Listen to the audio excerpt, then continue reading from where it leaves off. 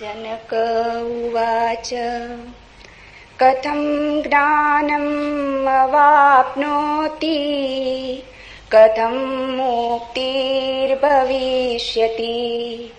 वैराग्यं च कथं प्राप्तम् एतद् ब्रूहि मम प्रभो। अष्टवक्र उवाच मुक्तिमिच्छसि चेतात विषयान् विषवात्यज क्षमार्जवदया तोष सत्यं पीयूषार्कज। न पृथ्वी न जलं न अग्निः वायुद्यो न वा भवान् येषां साक्षिणम् आत्मानं चिद्रूपं विद्धि मुक्ते। यदि देहं पृथक्कृत्य चित्ति विश्राम्यतिष्ठसि अधुनैव सुखी शान्तो बन्धमुक्तो भविष्यसि। न त्वं विप्रादिको वर्णो नाश्रमी नाक्षगोचर असङ्गोऽसि निराकारो विश्वसाक्षी सुखी भव। धर्माधर्मौ सुखं दुःखं मानसानि न ते विभो न कर्तासि न भोक्तासि मुक्त एवासि सर्वदा।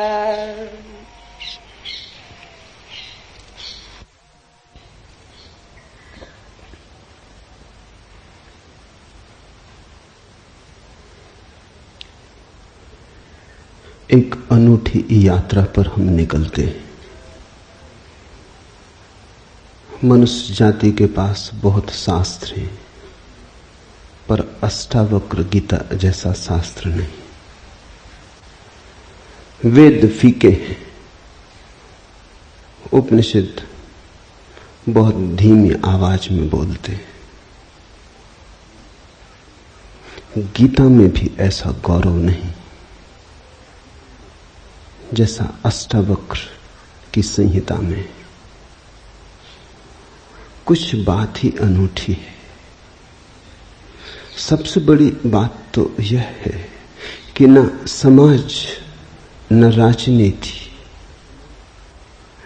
न जीवन की किसी और व्यवस्था का कोई प्रभाव अष्टावक्र के वचनों पर है। इतना शुद्ध भावातीत वक्तव्य है, समय और काल से अतीत, दूसरा नहीं। शायद इसीलिए अष्टावक्र की गीता, अष्टावक्र की संहिता का बहुत प्रभाव नहीं पड़ा। कृष्ण की गीता का बहुत प्रभाव पड़ा। पहला कारण, कृष्ण की गीता समन्वय है। सत्य की उतनी चिंता नहीं जितनी समन्वय की चिंता है। समन्वय का आग्रह इतना गहरा है कि अगर सत्य थोड़ा खो भी जाए तो कृष्ण राजी है।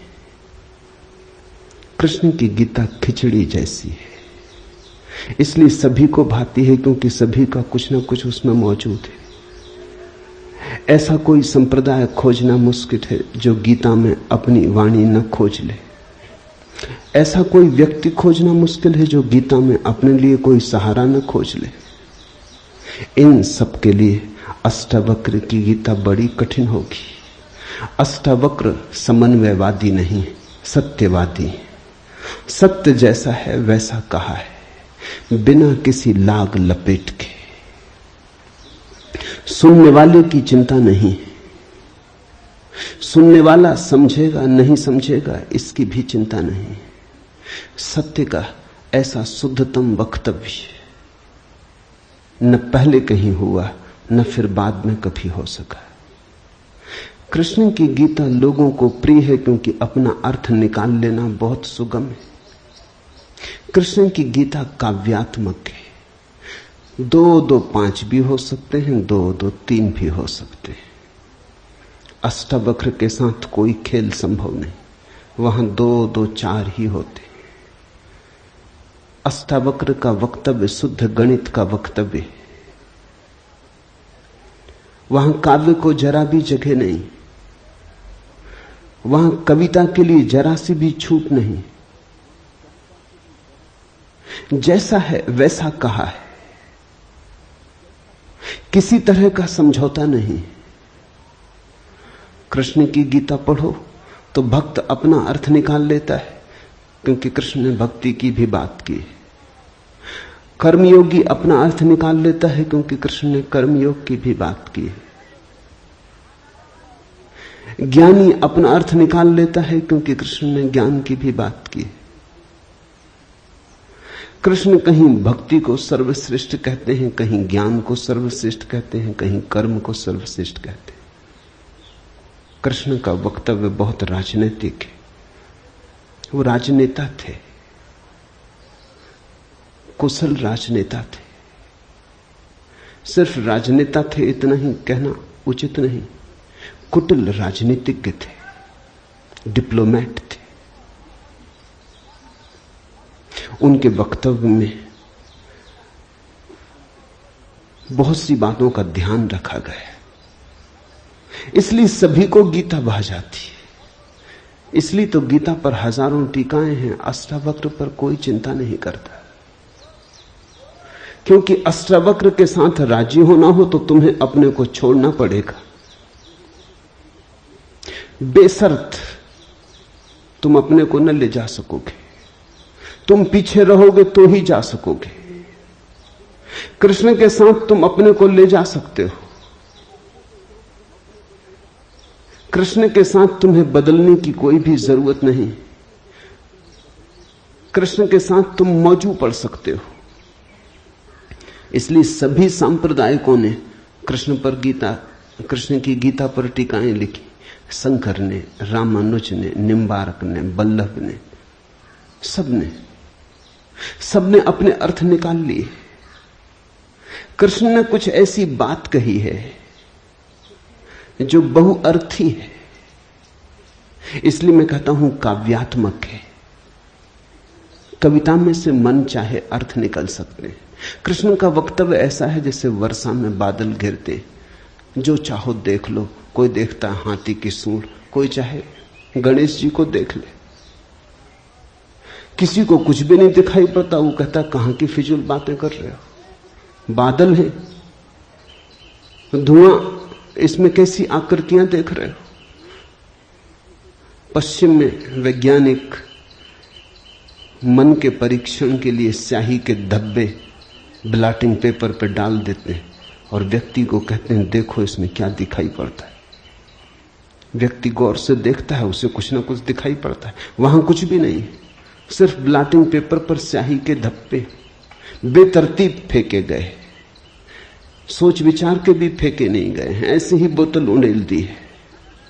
लेकिन देखने वाला कुछ ना कुछ खोज लेता है। जो देखने वाला खोजता है वो उसके मन में वो आरोपित कर लेता। तुमने भी देखा होगा, दीवार पर वर्षा का पानी पड़ता है, लकीरें खिंच जाती, कभी आदमी की शक्ल दिखाई पड़ती, कभी घोड़े की शक्ल दिखाई पड़ती। तुम जो देखना चाहते हो आरोपित कर लेते हो। रात के अंधेरे में कपड़ा टंगा है, भूत प्रेत दिखाई पड़ जाते। कृष्ण की गीता ऐसी ही है, जो तुम्हारे मन में है दिखाई पड़ जाएगा। तो शंकर ज्ञान देख लेते हैं, रामानुज भक्ति देख लेते हैं, तिलक कर्म देख लेते हैं, और सब अपने घर प्रसन्नचित्त लौट आते हैं कि ठीक कृष्ण वही कहते हैं जो हमारी मान्यता है। इमर्सन ने लिखा है कि एक बार एक पड़ोसी प्लेटो की किताबें उनसे मांग के ले गया। अब प्लेटो 2000 साल पहले हुआ और दुनिया के थोड़े से अनूठे विचारकों में से एक। कुछ दिनों बाद इमर्सन ने कहा किताबें पढ़नी हो तो वापस करने। वो पड़ोसी लौटा गया। इमर्सन ने पूछा कैसी लगी। उस आदमी ने कहा कि ठीक इस आदमी प्लेटो के विचार मुझसे मिलते जुलते। कई दफे तो मुझे ऐसा लगा कि इस आदमी को मेरे विचारों का पता कैसे चल गया। प्लेटो 2000 साल पहले हुआ है। इसको शक हो रहा है कि इसने कहीं मेरे विचार तो नहीं चुरा लिए। कृष्ण में ऐसा शक बहुत बार होता है, इसलिए कृष्ण पर सदियां बीत गईं, टीकाएं चलती जाती, हर सदी अपना अर्थ खोज लेती है, हर व्यक्ति अपना अर्थ खोज लेता है। कृष्ण की गीता स्याही के धब्बों जैसी एक कुशल राजनीतिज्ञ का वक्तव्य है। अष्टावक्र की गीता में तुम कोई अर्थ न खोज पाओगे। तुम अपने को छोड़ के चलोगे तो ही अष्टावक्र की गीता स्पष्ट होगी। अष्टावक्र का सुस्पष्ट संदेश है, उसमें जरा भी तुम अपनी व्याख्या न डाल सकोगे। इसलिए लोगों ने टीकाएं नहीं लिखी। टीका लिखने की जगह नहीं है, तोड़ने मड़ोड़ने का उपाय नहीं है, तुम्हारे मन के लिए सुविधा नहीं है कि तुम कुछ डाल दो। अष्टावक्र ने इस तरह से वक्तव्य दिया है कि सदियां बीत गई, उस वक्तव्य में कोई कुछ जोड़ नहीं पाया, घटा नहीं पाया। बहुत कठिन है ऐसा वक्तव्य देना। शब्द के साथ ऐसी कुशलता बड़ी कठिन है। इसलिए मैं कहता हूं एक अनूठी यात्रा तुम शुरू कर रहे हो। अष्टावक्र में राजनीतिज्ञों की कोई उत्सुकता नहीं, न तिलक की, न अरविंद की, न गांधी की, न विनोबा की, किसी की कोई उत्सुकता नहीं, क्योंकि तुम अपना खेल न खेल पाओगे। तिलक को उकसाना है देशभक्ति, उठाना है कर्म का ज्वार। कृष्ण की गीता सहयोगी बन जाती। कृष्ण हर किसी को कंधा देने को तैयार है। कोई भी चला लो गोली उनके कंधे पर रख के, वो राजी। कंधा उनका, पीछे छिपने की तुम्हें सुविधा है, और उनके पीछे से गोली चलाओ तो गोली भी बहुमूल्य मालूम पड़ती। अष्टावक्र किसी को कंधे पे हाथ भी नहीं रखने देते। इसलिए गांधी की कोई उत्सुकता नहीं, तिलक की कोई उत्सुकता नहीं, अरविंद विनोबा को कुछ लेना देना नहीं, क्योंकि तुम कुछ थोप ना सकोगे। राजनीति की सुविधा नहीं है। अष्टावक्र राजनीतिक पुरुष नहीं। ये पहली बात ख्याल में रख लेनी जरूरी है। ऐसा सुस्पष्ट खुले आकाश जैसा वक्तव्य जिसमें बादल है ही नहीं, तुम कोई आकृति देख ना पाओगे। आकृति छोड़ोगे, सब बनोगे निराकार, अरूप के साथ जोड़ोगे संबंध, तो अष्टावक्र समझ में आएंगे। अष्टावक्र समझना चाहो तो ध्यान की गहराई में उतरना होगा। कोई व्याख्या से काम होने वाला नहीं। और ध्यान के लिए भी अष्टावक्र नहीं कहते कि तुम बैठ के राम राम जपो। अष्टावक्र कहते हैं तुम कुछ भी करो वो ध्यान ना होगा। करता जहां है वहां ध्यान कैसा? जब तक करना है तब तक भ्रांति है, जब तक करने वाला मौजूद है तब तक अहंकार मौजूद है। अष्टावक्र कहते हैं साक्षी हो जाना है ध्यान। जहां कर्ता छूट जाता तुम सिर्फ देखने वाले रह जाते। दृष्टा मात्र, दृष्टा मात्र हो जाने में ही दर्शन है, दृष्टा मात्र हो जाने में ही ध्यान है, दृष्टा मात्र हो जाने में ही ज्ञान है। इसके पहले कि हम सूत्र में उतरे, अष्टावक्र के संबंध में कुछ बातें समझ लेनी जरूरी है। ज्यादा पता नहीं, क्योंकि न तो वे सामाजिक पुरुष थे न राजनीतिक, तो इतिहास में कोई उल्लेख नहीं है। बस थोड़ी सी घटनाएं ज्ञात हैं, वो भी बड़ी अजीब, भरोसा करने योग्य नहीं, लेकिन समझोगे तो बड़े गहरे अर्थ खुलेंगे। पहली घटना अष्टावक्र पैदा हुए उसके पहले की, पीछे का तो कुछ पता नहीं। गर्भ की घटना। पिता बड़े पंडित, अष्टावक्र मां के गर्भ में, पिता रोज वेद का पाठ करते और अष्टावक्र गर्भ में सुनते। एक दिन अचानक गर्भ से आवाज आती कि रुको भी, ये सब बकवास है। ज्ञान इसमें कुछ भी नहीं, बस शब्दों का संग्रह। शास्त्र में ज्ञान कहां? ज्ञान स्वयं में। शब्द में सत्य कहां? सत्य स्वयं में।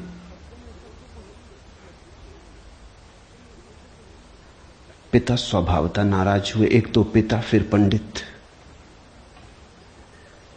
और गर्भ में छिपा हुआ बेटा इस तरह की बात कहे, अभी पैदा भी नहीं हुआ। क्रोध में आ गए, आग बबूला हो गए। पिता का अहंकार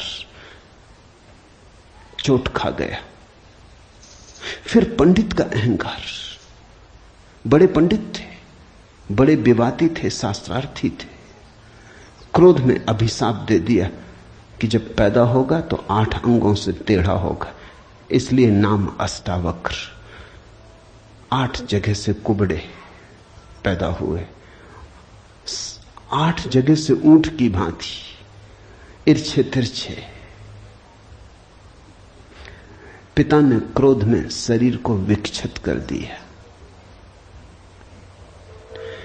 ऐसी और भी कथाएं हैं। कहते हैं बुद्ध जब पैदा हुए तो खड़े खड़े पैदा हुए। मां खड़ी थी वृक्ष के तले, खड़े खड़े मां खड़ी थी, खड़े खड़े पैदा हुए। जमीन पर गिरे नहीं कि चले, 7 कदम चले। 8वें कदम पर रुककर 4 आर्य सत्यों की घोषणा की कि जीवन दुख है। अभी 7 कदम ही चले हैं पृथ्वी पर कि जीवन दुख है, कि दुख से मुक्त होने की संभावना है, कि दुख मुक्ति का उपाय है, कि दुख मुक्ति की अवस्था है, निर्वाण की अवस्था है। लाओत्सु के संबंध में कथा है कि लाओत्सु बूढ़े पैदा हुए, 80 वर्ष के पैदा हुए, 80 वर्ष तक गर्भ में ही रहे। कुछ करने की चाह ही न थी तो गर्भ से निकलने की चाह भी न हुई। कोई वासना ही न थी तो संसार में आने की भी वासना न हुई। जब पैदा हुए तो सफेद बाल थे, 80 वर्ष के बूढ़े थे।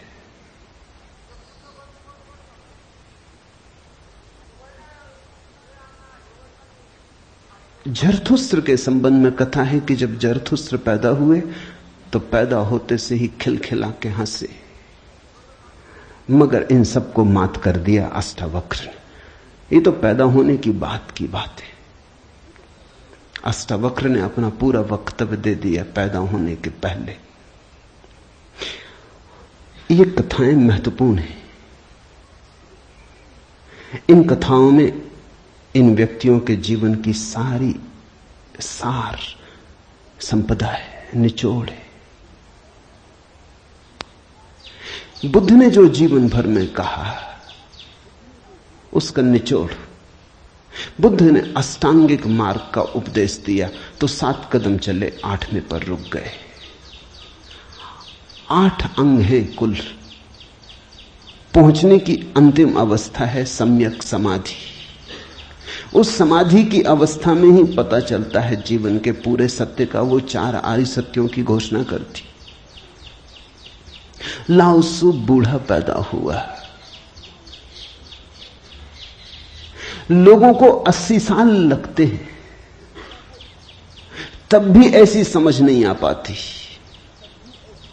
बूढ़े होकर भी लोग बुद्धिमान कहां हो पाते। बूढ़ा होना और बुद्धिमान होना पर्यायवाची तो नहीं। बाल तो धूप में भी पकाए जा सकते हैं। लाओत्सु की कथा इतना ही कहती है कि अगर जीवन में त्वरा हो तीव्रता हो तो जो 80 साल में घटता है वो एक क्षण में घट सकता है। प्रज्ञा की तीव्रता हो तो एक क्षण में घट सकता है। बुद्धि मलिन हो तो 80 साल में भी कहां घटता है। जरथुस्त्र जन्म के साथ ही हंसे। जरथुस्त्र का धर्म अकेला धर्म है दुनिया में जिसको हंसता हुआ धर्म कह सकते। अति पार्थिव पृथ्वी का धर्म है। इसलिए तो पारसी दूसरे धार्मिकों को धार्मिक नहीं मालूम होते, नाचते गाते प्रसन्न। जरथुस्त्र का धर्म हंसता हुआ धर्म है, जीवन के स्वीकार का धर्म है, निषेध नहीं है, त्याग नहीं है। तुमने कोई पारसी साधु देखा? नंग धड़ंग खड़ा हो जाए, छोड़ दे, धूप में खड़ा हो जाए, धूनी रमा के बैठ जाए? नहीं, पारसी धर्म में जीवन को सताने, कष्ट देने की कोई व्यवस्था नहीं। जरथुस्त्र का सारा संदेश यही है कि जब हंसते हुए परमात्मा को पाया जा सकता है तो रोते हुए क्यों पाना। जब नाचते हुए पहुंच सकते हैं उस मंदिर तक तो नाहक कांटे क्यों बोने। जब फूलों के साथ जाना हो सकता है तो ये दुखवाद क्यों। इसलिए ठीक है, प्रतीक ठीक है कि जरथुस्त्र पैदा होते हंसे। इन कथाओं में इतिहास मत खोजना, ऐसा हुआ है ऐसा नहीं है, लेकिन इन कथाओं में एक बड़ा गहरा अर्थ है। तुम्हारे पास एक बीज पड़ा है, जब तुम बीज को देखते हो तो इससे पैदा होने वाले फूल की कोई भी तो खबर नहीं मिलती। ये क्या हो सकता है इसकी भनक भी तो नहीं आती। ये कमल बनेगा, खिलेगा,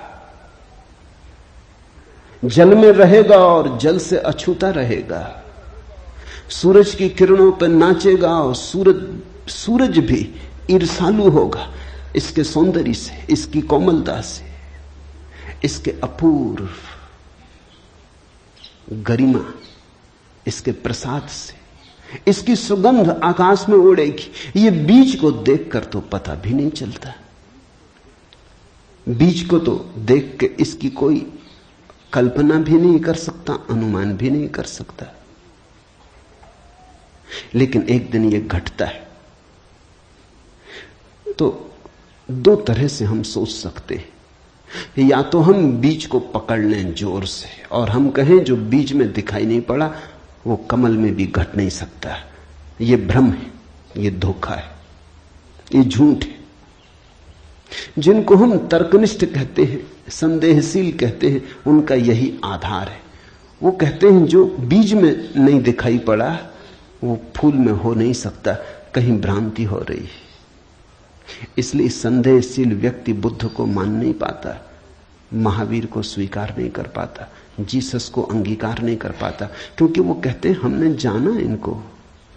जीसस अपने गांव में आए, बड़े हैरान हुए, गांव के लोगों ने कोई चिंता ही न की। जीसस का वक्तव्य है कि पैगंबर की अपने गांव में पूजा नहीं होती।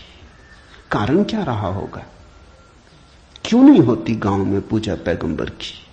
गांव के लोगों ने बचपन से देखा, बड़े ही जोसेफ का लड़का है, लकड़ियां ढोते देखा, रिंदा चलाते देखा, लकड़ियां चीरते देखा, पसीने से लथपथ देखा, सड़कों पर खेलते देखा, झगड़ते देखा।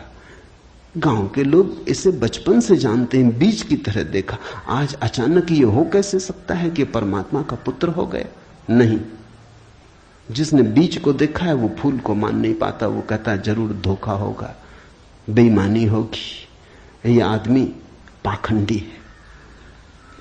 बुद्ध अपने घर वापस लौटे तो पिता, सारी दुनिया को जो दिखाई पड़ रहा था वो पिता को दिखाई नहीं पड़ा। सारी दुनिया अनुभव कर रही थी एक प्रकाश, दूर दूर तक खबरें जा रही थी, दूर देशों से लोग आने शुरू हो गए थे। लेकिन जब वो वापस बुद्ध घर आए 12 साल बाद, तो पिता ने कहा मैं तुझे अभी भी क्षमा कर सकता हूं, यद्यपि तूने काम तो बुरा किया है, सताया तो तूने हमें, अपराध तो तूने किया, लेकिन मेरे पास पिता का हृदय, मैं माफ कर दूंगा, द्वार तेरे लिए खुले, मगर फेंक ये भिक्षा का पात्र, हटा ये भिक्षु का वेश, ये सब नहीं चलेगा। तो वापस लौटा, ये राज्य तेरा है, मैं बूढ़ा हो गया, इसको कौन संभालेगा? हो गया बचपना बहुत, अब बंद करो ये सब खेल। बुद्ध ने कहा कृपा कर मुझे देखें तो, जो गया था वो वापस नहीं आया है, ये कोई और ही आया है जो आपके घर पैदा हुआ था, वही वापस नहीं आया है, ये कोई और ही आया है, बीज फूल होके आया है। गौर से तो देखो। पिता ने कहा तू मुझे सिखाने चला है, पहले दिन से जब तू पैदा हुआ था तब से तुझे जानता हूं। किसी और को धोखा देना, किसी और को समझा लेना, भ्रम में डाल देना, मुझे तू भ्रम में न डाल पाएगा। मैं फिर कहता हूं, मैं तुझे भली भांति जानता हूं, मुझे कुछ सिखाने को चेष्टा मत कर, क्षमा करने को मैं राजी हूं। बुद्ध ने कहा आप और मुझे जानते हैं, मैं तो स्वयं को भी नहीं जानता था, अभी अभी किरणें उतरी हैं और स्वयं को जानो। क्षमा करे, लेकिन यह मुझे कहना ही पड़ेगा कि जिसको आपने देखा वो मैं नहीं हूं, और जहां तक आपने देखा वो मैं नहीं हूं। बाहर बाहर आपने देखा, भीतर आपने कहां देखा? मैं आपसे पैदा हुआ हूं, लेकिन आपने मुझे निर्मित नहीं किया। मैं आपसे आया हूं जैसे एक रास्ते से कोई राहगीर आता है, लेकिन रास्ता और राहगीर का क्या लेना देना? कल रास्ता कहने लगे कि मैं तुझे पहचानता हूं, तू मेरे हिस्से तो होकर आया, ऐसे ही आप कह रहे हैं आपके पहले भी मैं था, जन्मों जन्मों से मेरी यात्रा चल रही, आपसे गुजरा जरूर, ऐसा मैं औरों से भी गुजरा हूं, और भी मेरे पिता थे, और भी मेरी माताएं थी, लेकिन मेरा होना बड़ा अलग थलग है, कठिन है, बहुत अति कठिन है। अगर बीज देखा तो फूल पे भरोसा नहीं आता। एक तो ढंग है अश्रद्धालु का, तर्कवादी का, संदेहशील का, कि वो कहता है बीज को हम पहचानते हैं तो फूल हो नहीं सकता, हम कीचड़ को जानते हैं, उस कीचड़ से कमल हो कैसे सकता है? सब गलत, सपना होगा, भ्रांति होगी, किसी मोहजाल में पड़ गए होगे, किसी ने धोखा दे दिया, कोई जादू, कोई तिलिस्म। एक तो ये रास्ता है, एक रास्ता है श्रद्धालु का, प्रेमी का, भक्त का, सहानुभूति से भरे हृदय का। वो फूल को देखता है और फूल से पीछे की तरफ यात्रा करता है। वो कहता है जब फूल में ऐसा सुगंध हुई, जब फूल में ऐसी विभा प्रकट हुई, जब फूल में ऐसी प्रतिभा, जब फूल में ऐसा कुंवारापन दिखा, तो जरूर बीज में भी रहा होगा, क्योंकि जो फूल में हुआ है वो बीज में न हो तो हो ही नहीं सकता। ये सारी कथाएं घटी हैं ऐसा नहीं। जिन्होंने अष्टावक्र के फूल को देखा उनको ये ख्याल में आया कि जो आज हुआ है वो कल भी रहा होगा, छिपा था, अवगुंठित था, पर्दे में पड़ा था। जो आज है अंत में है वो प्रथम भी रहा होगा, जो मृत्यु के क्षण में दिखाई पड़ रहा है वो जन्म के क्षण में भी मौजूद रहा होगा, अन्यथा पैदा कैसे होता? तो एक तो ढंग है फूल से पीछे की तरफ देखना, और एक है बीज से आगे की तरफ देखना। गौर से देखो तो दोनों में सारसूत्र एक ही है, दोनों की आधार भित्ति एक ही है, लेकिन कितना जमीन आसमान का अंतर हो जाता है। जो बीज वाला है वो भी ये कह रहा है कि जो बीज में नहीं है वो फूल में कैसे हो सकता है, ये उसका तर्क है। फूल वाला भी यही कह रहा है, वो कह रहा है जो फूल में है वो बीज में भी होना ही चाहिए। दोनों का तर्क तो एक है, लेकिन दोनों के देखने के ढंग अलग है। बड़ी अड़चन। मुझसे कोई पूछता था कि आपके साथ बचपन में बहुत लोग पढ़े होंगे, स्कूल में, कॉलेज में, वे दिखाई नहीं पड़ते, वे कैसे दिखाई पड़ सकते? उनको बड़ी अड़चन है, वो भरोसा नहीं कर सकते, अति कठिन है उन्हें। कल ही मेरे पास रायपुर से किसी ने एक अखबार भेजा, श्री हरिशंकर परसाई ने एक लेख मेरे खिलाफ लिखा है। वो मुझे जानते हैं, कॉलेज के दिनों से जानते हैं, हिंदी के मूर्धन्य व्यंग्य लेखक हैं। मेरे मन में उनकी कृतियों का आदर है। लेख में उन्होंने लिखा है कि जबलपुर की हवा में कुछ खराबी है। यहां धोखेबाज और धूर्ती पैदा होते, जैसे रजनीश, महेश योगी, मुंदड़ा, 3 नाम उन्होंने गिनाए। धन्यवाद उनका, कम से कम मेरा नाम नंबर 1 तो गिनाया। इतनी याद तो रखी, एकदम बिसार नहीं दिया, बिल्कुल भूल गए हो ऐसा नहीं। लेकिन अड़चन स्वाभाविक है, सीधी साफ है, मैं उनकी बात समझ सकता हूं। यह असंभव है बीज को देखा तो फूल में भरोसा। फिर जिन्होंने फूल को देखा उन्हें बीज में भरोसा मुश्किल हो जाता है। तो सभी महापुरुषों की जीवन कथाएं 2 ढंग से लिखी जाती हैं। जो उनके विपरीत हैं वो बचपन से यात्रा शुरू करते हैं, जो उनके पक्ष में है वो अंत से यात्रा शुरू करते हैं और बचपन की तरफ जाते हैं। दोनों एक अर्थ में सही है, लेकिन जो बचपन से यात्रा करके अंत की तरफ जाते हैं वो वंचित रह जाते हैं। उनका सही होना उनके लिए आत्मघाती है।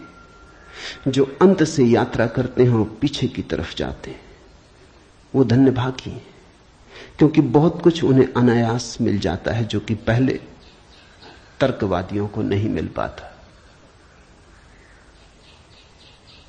अब न केवल मैं गलत मालूम होता हूं, मेरे कारण जबलपुर तक की हवा उनको गलत मालूम होती। कुछ भूल हवा पानी में होनी चाहिए। यदि मैं उनको कहना चाहूंगा जबलपुर को कोई हक नहीं है मेरे संबंध में हवा पानी को अच्छा या खराब तय करने का। जबलपुर से मेरा कोई बहुत नाता नहीं है। थोड़े दिन वहां था, महेश योगी भी थोड़े दिन वहां थे, उनका भी कोई नाता नहीं।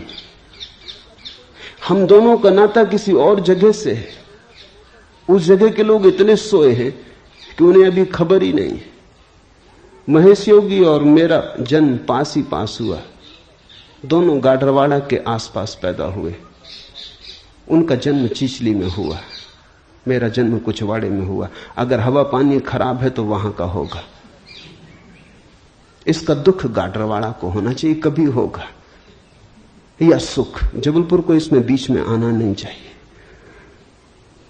लेकिन मन कैसे तर्क रचता है। अब जो अष्टावक्र की कथा को देखेगा वो सुनते से ही कह देगा गलत, असंभव। ये तो कथा जिन्होंने लिखी है उनको भी पता है कि कहीं कोई गर्व से बोलता है। वो तो केवल इतना कह रहे हैं कि जो आखिर में प्रकट हुआ वो गर्भ में मौजूद रहा होगा। जो वाणी आखिर में खिली वो किसी न किसी गहरे तल पर गर्भ में भी मौजूद रही होगी, अन्यथा खिलती कहां से, आती कहां से? सुनने से थोड़ी कुछ आता है, हर चीज के पीछे कारण है। नहीं देख पाए हो हम, लेकिन था तो मौजूद। ये सारी कथाएं इसी का सूचक देती हैं। अष्टावक्र के संबंध में दूसरी बात जो ज्ञात है वो है जब वे 12 वर्ष के थे। बस 2 ही बातें ज्ञात हैं। तीसरी उनकी अष्टावक्र गीता है, या कुछ लोग कहते हैं अष्टावक्र संहिता। जब वे 12 वर्ष के थे तो एक बड़ा विशाल शास्त्रार्थ जनक ने रचा। जनक सम्राट थे और उन्होंने सारे देश के पंडितों को निमंत्रण दिया और उन्होंने 1000 गायें राजमहल के द्वार पर खड़ी कर दी और उन्होंने गायों के सींगों पर सोना मढ़ दिया और हीरे जवाहरात लटका दिए और कहा जो भी विजेता होगा वो इन गांवों को हाँक के ले जाए। बड़ा विवाद हुआ। अष्टावक्र के पिता भी उस विवाद में गए। खबर आई सांझ होते होते कि पिता हार रहे हैं। सबसे तो जीत चुके थे, वंदन नाम के एक पंडित से हारे जा रहे हैं। ये खबर सुन के अष्टावक्र भी राजमहल पहुंच गया। सभा सजी थी। विवाद अपनी आखिरी चरम अवस्था में था। निर्णायक घड़ी करीब आती थी। पिता के हारने की स्थिति बिल्कुल पूरी तय हो चुकी थी। अब हारे तब हारे की अवस्था थी। अष्टावक्र दरबार में भीतर चला गया। पंडितों ने उसे देखा। महापंडित इकट्ठे थे। उसका 8 अंगों से टेढ़ा मेढ़ा शरीर, वो चलता तो भी देख के लोगों को हंसी आती।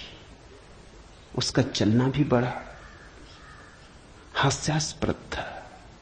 सारी सभा हंसने लगी। अष्टावक्र भी खिल के हंसा। जनक ने पूछा, और सब हंसते हैं वो तो मैं समझ गया क्यों हंसते, लेकिन बेटे तू क्यों हंसा? अष्टावक्र ने कहा, मैं इसलिए हंस रहा हूं कि इन चम्हारों की सभा में सत्य का निर्णय हो रहा है। बड़ा आदमी अनूठा रहा होगा। ये चम्हार यहां क्या कर रहे हैं? सन्नाटा छा गया। चम्हार? सम्राट ने पूछा, तेरा मतलब? उसने कहा, सीधी सी बात है, इनको चमड़ी ही दिखाई पड़ती, मैं नहीं दिखाई पड़ता।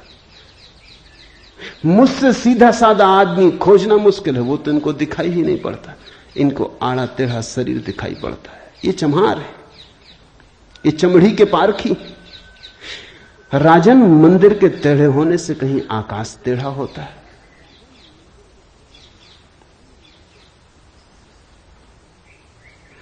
घड़े के फूटे होने से कहीं आकाश फूटता है? आकाश तो निर्विकार है। मेरा शरीर टेढ़ा मेढ़ा है, लेकिन मैं तो नहीं। ये जो भीतर बसा है इसकी तरफ तो देखो। इससे तुम सीधा साधा और कुछ खोज ना सकोगे।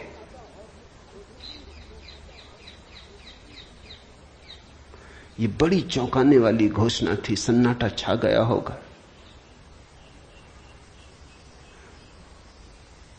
जनक प्रभावित हुआ, झटका खाया। निश्चित ही कहां चम्हारों की भीड़ इकट्ठी करके बैठा है। खुद पे भी पश्चाताप हुआ, अपराध लगा कि मैं भी हंसा। उस दिन तो कुछ न कहते बना, लेकिन दूसरे दिन सुबह जब सम्राट घूमने निकला था तो राह पर अष्टावक्र दिखाई पड़ा। उतरा, घोड़े से पैरों में गिर पड़ा। सबके सामने तो हिम्मत न जुटा पाया। एक दिन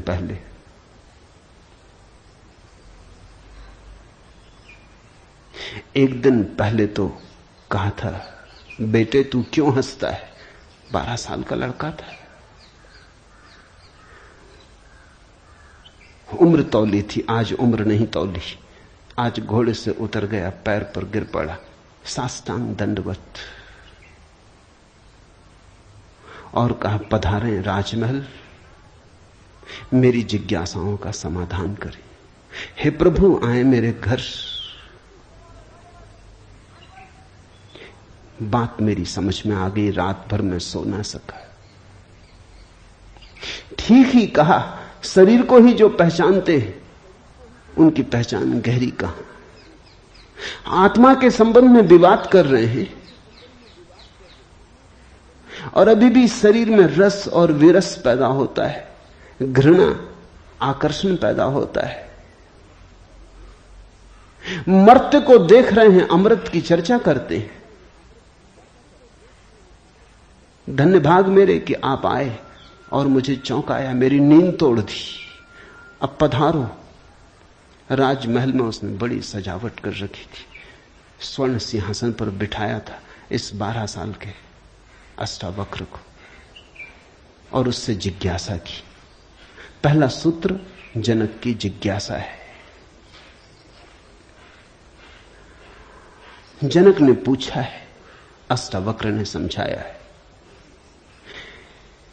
इससे ज्यादा अष्टावक्र के संबंध में और कुछ पता नहीं है, और कुछ पता होने की जरूरत भी नहीं।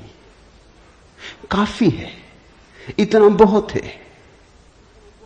हीरे बहुत होते भी नहीं, कंकड़ पत्थर ही बहुत होते हैं। हीरा एक भी काफी होता है। ये दो छोटी सी घटनाएं हैं। एक तो जन्म के पहले की गर्भ से आवाज और घोषणा कि क्या पागलपन में पड़े हो, शास्त्र में उलझे हो, शब्द में उलझे हो, जागो। ये ज्ञान नहीं है, ये सब उधार है, ये सब बुद्धि का ही जाल है, अनुभव नहीं है। इसमें रंच मात्र भी सार नहीं है। कब तक अपने को भरमाए रखोगे। और दूसरी घटना, राजमहल में हंसना पंडितों का और कहना अष्टावक्र का कि जीवन में देखने की दो दृष्टियां हैं, एक आत्मदृष्टि, एक चर्म दृष्टि। चम्हार चमड़ी को देखता है, प्रज्ञावान आत्मा को देखता है। तुमने गौर किया, चम्हार तुम्हारे चेहरे की तरफ देखते नहीं, वो जूते को ही देखता। असल में चम्हार जूते को देख के सब पहचान लेता तुम्हारे संबंध में कि आर्थिक हालत कैसी है, सफलता मिल रही कि विफलता मिल रही, भाग्य कैसा चल रहा, वो सब जूते में लिखा है। जूते की सिलवटें कह देती, जूते की दशा कह देती। जूते में तुम्हारी आत्मकथा लिखी, चम्हार पढ़ लेता। जूते में चमक, जूते का ताजा और नया होना चम्हार तुमसे प्रसन्नता से मिलता है। जूता ही उसके लिए तुम्हारी आत्मा का सबूत है। दर्जी कपड़े देखता है, तुम्हारा कोट कपड़ा देख के समझ लेता हालत कैसी। सबकी अपनी बंधी हुई दृष्टियां हैं। सिर्फ आत्मवान ही आत्मा को देखता है, उसकी कोई दृष्टि नहीं है, उसके पास दर्शन है। एक छोटी घटना और जो अष्टावक्र के जीवन से संबंधित नहीं, रामकृष्ण और विवेकानंद के जीवन से संबंधित है, लेकिन अष्टावक्र से उसका जोड़ है। फिर हम सूत्रों में प्रवेश करें। विवेकानंद रामकृष्ण के पास आए तब उनका नाम नरेंद्रनाथ था। विवेकानंद तो बाद में रामकृष्ण ने उनको पुकारा। जब आए रामकृष्ण के पास तो अति विवादी थे, नास्तिक थे, तर्कवादी थे, हर चीज के लिए प्रमाण चाहते थे।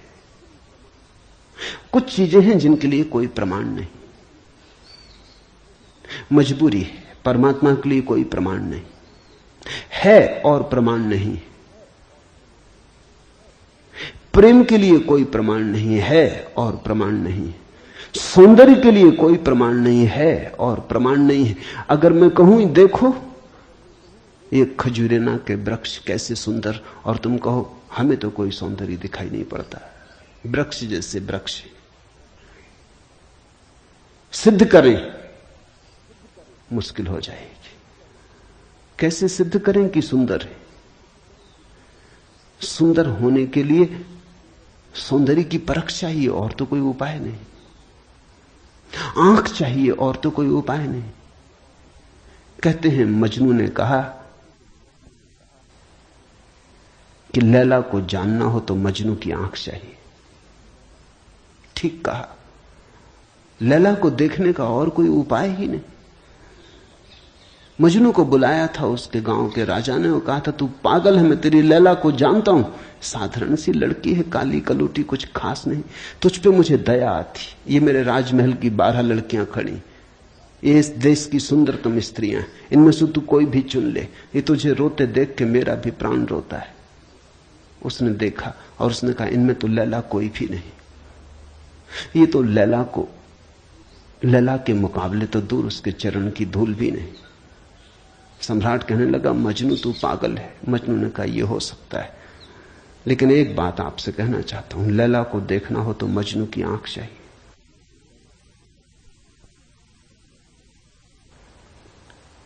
ठीक कहा मजनू ने। अगर वृक्षों के सौंदर्य को देखना हो तो कला की आंख चाहिए और कोई प्रमाण नहीं। अगर किसी के प्रेम को पहचानना हो तो प्रेमी का हृदय चाहिए और कोई प्रमाण नहीं। और परमात्मा तो इस जगत के सारे सौंदर्य और सारे प्रेम और सारे सत्य का इकट्ठा नाम है। उसके लिए तो ऐसा निर्विकार चित्त चाहिए, ऐसा साक्षी भाव चाहिए जहां कोई शब्द न रह जाए, कोई विचार न रह जाए, कोई तरंग न उठे, वहां कोई धूल न रह जाए। मन की और चित्त का दर्पण परिपूर्ण शुद्ध हो। प्रमाण कहां? रामकृष्ण से विवेकानंद ने कहा प्रमाण चाहिए। है परमात्मा तो प्रमाण थे। और विवेकानंद को देखा रामकृष्ण ने। बड़ी थी संभावना इस युवक की, बड़ी थी यात्रा इसके भविष्य की, बहुत कुछ होने को पड़ा था इसके भीतर, बड़ा खजाना था, उससे ये अपरिचित है। रामकृष्ण ने देखा, इस युवक के पिछले जन्मों में झांका। ये बड़ी संपदा, बड़े पुण्य की संपदा लेकर आ रहा है। ये ऐसे ही तर्क में दबा न रह जाए। कराह उठा होगा पीड़ा और करुणा से रामकृष्ण का हृदय। उन्होंने कहा छोड़, प्रमाण वगैरह बाद में सोच लेंगे। मैं जरा बूढ़ा हुआ, मुझे पढ़ने में अड़चन होती, तू अभी जवान, तेरी आंख अभी तेज, ये किताब पढ़ी, इसे तू पढ़। वो थी अष्टावक्र गीता, जरा मुझे सुनाते। कहते हैं विवेकानंद को इसमें तो कुछ अड़चन न मालूम पड़ी। यह आदमी कुछ ऐसी तो कोई खास बात नहीं मांग रहा है। 2-4 सूत्र पढ़े और एक घबराहट और रोआ रोआ कपने लगा। और विवेकानंद ने कहा मुझसे नहीं पढ़ा जाता। रामकृष्ण ने कहा पढ़ भी, इसमें हर्ज क्या है, तेरा क्या बिगाड़ लेगी ये किताब, तू जवान है अभी, तेरी आंख अभी ताजी, और मैं बूढ़ा हुआ, मुझे पढ़ने में दिक्कत होती, और ये किताब मुझे पढ़नी तो तू पढ़ के सुना दे। कहते हैं उस किताब को सुनाते सुनाते ही विवेकानंद डूब गए। रामकृष्ण ने देखा इस व्यक्ति के भीतर बड़ी संभावना है, बड़ी शुद्ध संभावना है, जैसी एक बोधिसत्व की होती, जो कभी न कभी बुद्ध होना जिसका निर्णीत है। आज नहीं कल भटके कितना ही, बुद्धत्व जिसके पास चला आ रहा है। क्यों अष्टावक्र की गीता रामकृष्ण ने कही कि तू पढ़ के मुझे सुना दे? क्योंकि इससे ज्यादा शुद्धतम वक्तव्य और कोई नहीं। ये शब्द भी अगर तुम्हारे भीतर पहुंच जाएं तो तुम्हारी सोई हुई आत्मा को जगाने लगेंगे। ये शब्द तुम्हें तरंगायित करेंगे, ये शब्द तुम्हें आह्लादित करेंगे, ये शब्द तुम्हें झकझोरेंगे। इन शब्दों के साथ क्रांति घटित हो सकती। अष्टावक्र की गीता को मैंने यूं ही नहीं चुना है, और जल्दी नहीं चुना, बहुत देर करके चुना है, सोच विचार के।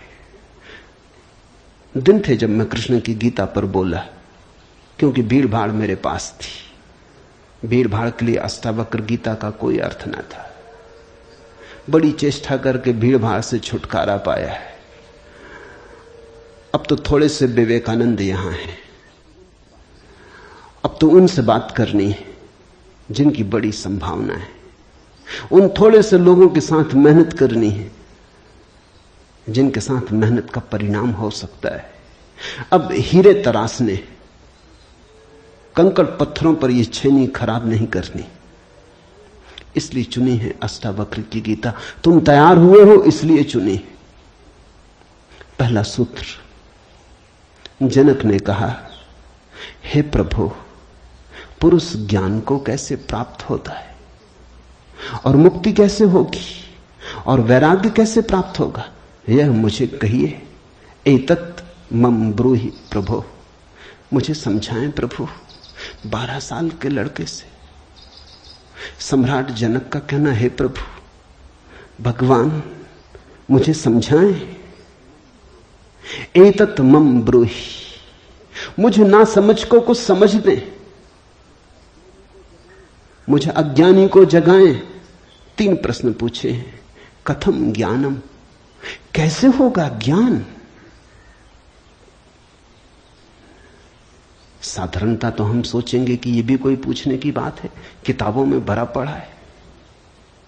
जनक भी जानता था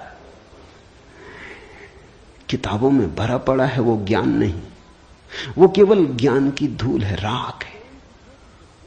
ज्ञान की ज्योति जब जलती है तो पीछे राख छूट जाती, राख इकट्ठी होती चली जाती, शास्त्र बन जाती। वेद राख है। कभी जलते हुए अंगारे थे, ऋषियों ने उन्हें अपनी आत्मा में जलाया था, फिर राख रह गए। फिर राख संयोजित की जाती, संग्रहित की जाती, सुव्यवस्थित की जाती। जैसे जब आदमी मर जाता है तो हम उसकी राख इकट्ठी कर लेते हैं, उसको फूल कहते हैं। बड़े मजेदार लोग हैं जिंदगी में जिसको फूल नहीं कहा। उसकी हड्डी वड्डियां इकट्ठी कर लाते हैं, कहते फूल संजोला है, फिर संभाल कर रखते, मंजूसा बनाते। जिसको जिंदगी में कभी फूल का आदर नहीं दिया, जिसको जिंदगी में कभी फूल की तरह देखा नहीं, जब मर जाता है आदमी पागल है, तब उसकी हड्डी को, राख को फूल कहते। ऐसे ही जब कोई बुद्ध जीवित होता है तब तुम सुनते नहीं। जब कोई महावीर तुम्हारे बीच से गुजरता है तब तुम नाराज होते हो। लगता है यह आदमी तुम्हारे सपने तोड़ रहा है या तुम्हारी नींद में दखल डाल रहा है। ये कोई जगाने का वक्त है? अभी अभी तो सपना आना शुरू हुआ था, अभी अभी तो जरा जीतना शुरू किया था जिंदगी में, अभी अभी तो दांव ठीक लगने लगे थे, तीर ठीक ठीक जगह पड़ने लगा था, और ये सज्जन आ गए, ये कहते हैं सब आसार है। अभी अभी तो चुनाव जीते थे, पद पे पहुंचने का रास्ता बना था, और ये महापुरुष आ गए, ये कहते हैं ये सब सपना है, इसमें कुछ सार नहीं, मौत आएगी सब छीन लेगी। छोड़ो भी, जब मौत आएगी तब देखेंगे, बीच में तो इस तरह की बातें मत उठाओ। लेकिन जब महावीर मर जाते, बुद्ध मर जाते, तब उनकी राख को हम इकट्ठी कर लेते, फिर हम धम्म पद बनाते, वेद बनाते, फिर हम पूजा के फूल चढ़ाते। जनक भी जानता था कि शास्त्रों में सूचनाएं भरी पड़ी, लेकिन उसने पूछा कथम ज्ञानम, कैसे होगा ज्ञान? क्योंकि कितना ही जान लो ज्ञान तो होता ही नहीं। जानते जाओ, शास्त्र कंठस्थ कर लो, तोते बन जाओ, एक एक सूत्र याद हो जाए, पूरे वेद स्मृति में छप जाएं, फिर भी ज्ञान तो होता नहीं। कथम ज्ञानम, कैसे होता ज्ञान? कथम मुक्ति, मुक्ति कैसे होगी? क्योंकि जिसको तुम ज्ञान कहते हो वो तो बांध लेता उल्टे, मुक्त कहां करता। ज्ञान तो वही है जो मुक्त करे। जीसस ने कहा है सत्य वही है जो मुक्त करे, ज्ञान तो वही है जो मुक्त करे। ये ज्ञान की कसौटी है। पंडित मुक्त तो दिखाई नहीं पड़ता, बंधा दिखाई पड़ता है, मुक्ति की बातें करता है, मुक्त दिखाई नहीं पड़ता है, हजार बंधनों में बंधा हुआ मालूम पड़ता है। तुमने कभी गौर किया, तुम्हारे तथाकथित संत तुमसे भी ज्यादा बंधे हुए मालूम पड़ते। तुम शायद थोड़े बहुत मुक्त भी हो, तुम्हारे संत तुमसे भी ज्यादा बंधे, लकीर के फकीर हैं। न उठ सकते स्वतंत्रता से, न बैठ सकते स्वतंत्रता से, न जी सकते स्वतंत्रता से। कुछ दिनों पहले कुछ जैन साध्वियों की मेरे पास खबर आई कि वो मिलना चाहती, मगर श्रावक आने नहीं देते। ये भी बड़े मजे की बात हुई। साधु का अर्थ होता है जिसने फिक्र छोड़ी समाज की, जो चल पड़ा अरण्य की यात्रा पर, जिसने कहा अब न तुम्हारे आदर की मुझे जरूरत है, न सम्मान की। लेकिन साधु साध्वी कहते हैं श्रावक आने नहीं देते। वो कहते हैं वहां भूल के मत जाना, वहां गए तो ये दरवाजा बंद। ये कोई साधुता हुई? ये तो परतंत्रता हुई, गुलामी हुई। ये तो बड़ी उल्टी बात हुई। ये तो ऐसा हुआ कि साधु श्रावक को बदले, उसकी जगह श्रावक साधु को बदल रहा है।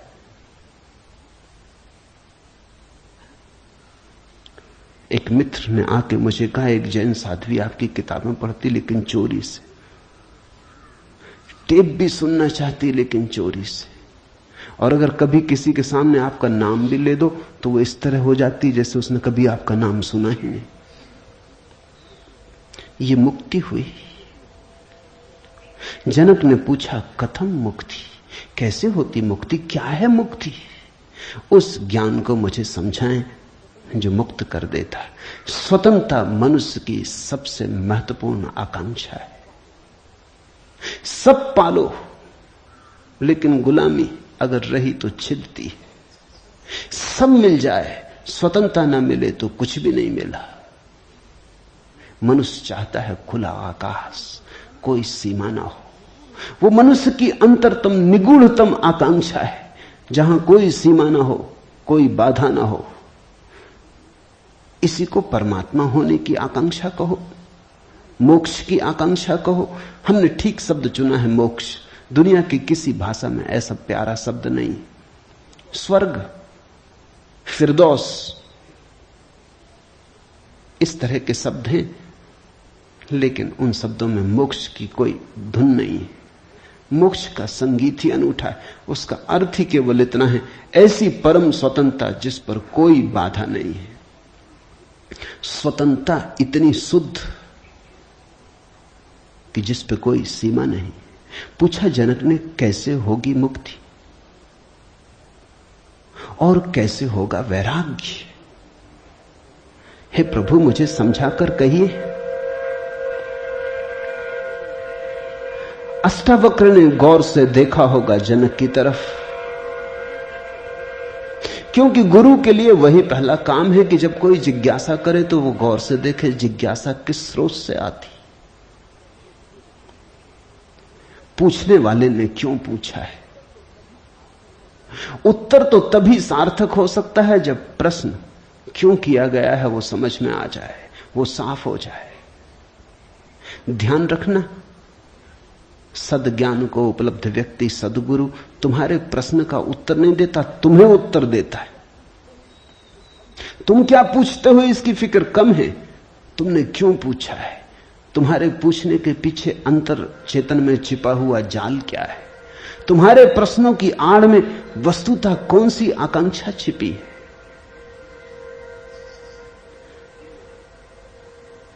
दुनिया में 4 तरह के लोग हैं, ज्ञानी, मुमुक्षु, अज्ञानी, मूढ़।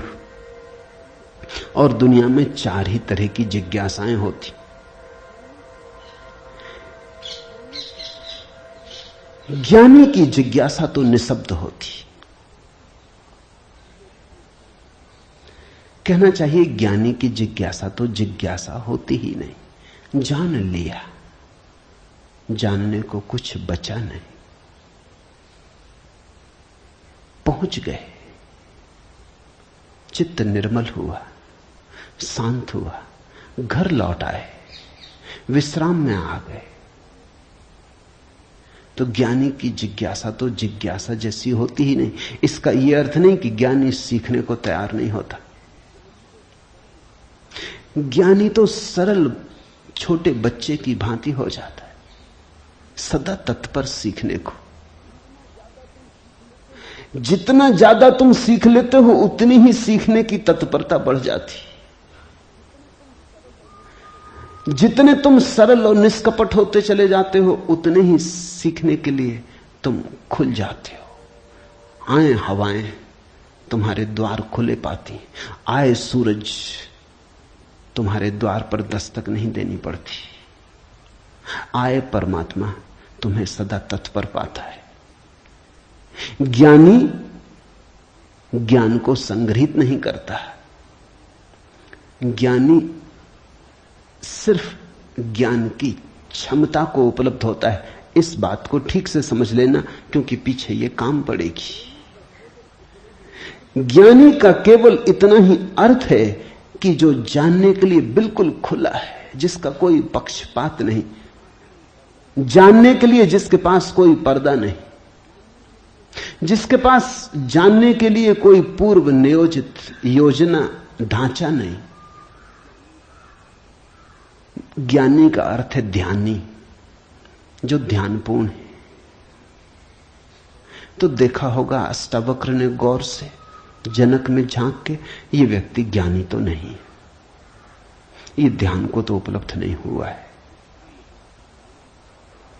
अन्यथा इसकी जिज्ञासा मौन होती, उसमें शब्द ना होते।